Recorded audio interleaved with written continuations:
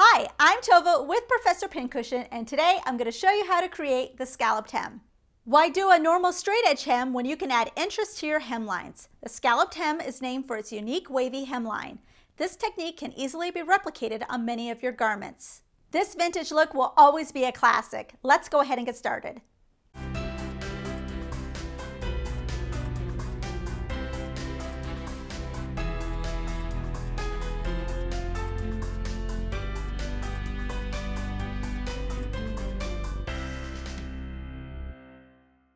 It's important to select the right fabric. Since pressing is important, you should select something that can handle a high heat and stable enough to maintain its shape, like poplin, linen, or silk.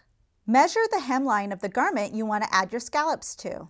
You may want to do some quick calculations so you don't end up with partial scallops. Take your hemline measurement and divide by the number of scallops you wish. This will give you the measurement width of each scallop. Or if you have a scallop size in mind, you can do the opposite. Take the hemline measurement and divide by the scallop width size, and make sure this will give you close to an even number. At least it'll let you know if you need to make a slightly smaller or slightly larger scallop size to get an even number. Scallops can be added to a hemline even if the garment is already hemmed. Just realize this will make the garment shorter. If you're altering a pattern, consider extending the pattern by a couple of inches to adjust. I'm doing this to an existing dress hemline. If you haven't hemmed your hemline, do that first with your preferred hemming method. In my case, I zigzagged the raw edge and just folded up a ½ inch and machine stitched in place. You can use common household objects to make your scallop templates, like lids, cans, or cups.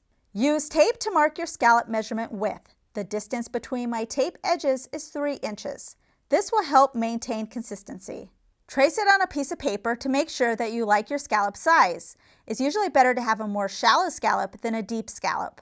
Fold the bottom of your garment to the right side. The amount will vary depending on how big your scallop is. Test it with your template. I like it about a ½ inch away from the bottom edge and a ½ inch away from the edge of the hem. I folded up about 2 inches total, pin in place to hold.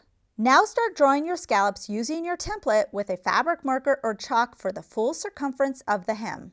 At your machine, you may want to shorten your stitch length for more exact stitching. Stitch directly on your scallop lines. When you get to a point, put the needle down, lift the foot, and then pivot the fabric. Place the foot down and continue. Curves are tricky, so take your time. Trim off the excess fabric, leaving about 1/8 to 1/4 inch past your scallop stitching.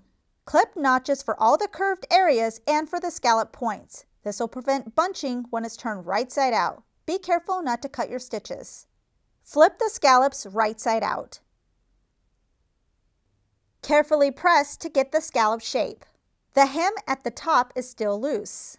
You can hand stitch in place with a blind stitch by taking a little bit of the hemmed edge and then a little bit of the fabric above and then repeat. If you want something even less noticeable, use some fusible webbing to glue the hem in place.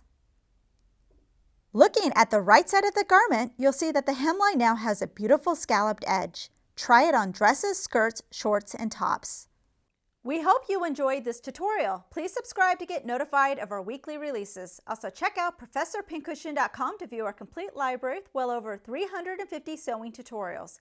If you would like to directly support us, you can check out our Patreon campaign and earn some exclusive perks. Thanks for watching.